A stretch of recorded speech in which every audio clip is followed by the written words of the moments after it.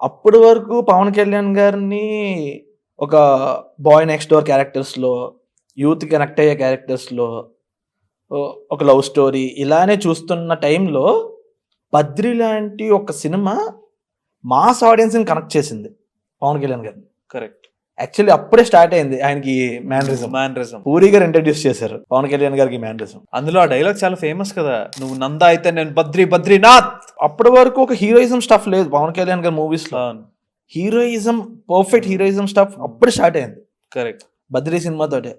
'బద్రి' సినిమాలో అంటే ఫస్ట్ మనకి 'తొలి ప్రేమ తమ్ముడు' సినిమాలో చూస్తే హీరో క్యారెక్టర్ ఆర్క్ స్లోగా డెవలప్ అవుతూ ఉంటుంది. అంటే ఒక మిడిల్ క్లాస్ అబ్బాయి, ఒక నార్మల్ స్టూడెంట్ లవ్ చేయడం, అక్కడి నుంచి క్యారెక్టర్ ఆర్క్ బిల్డ్ అవుతూ ఉంటుంది. But when comes to 'Badri' first నుంచి క్యారెక్టర్ ఆర్క్ అలానే ఉంటుంది.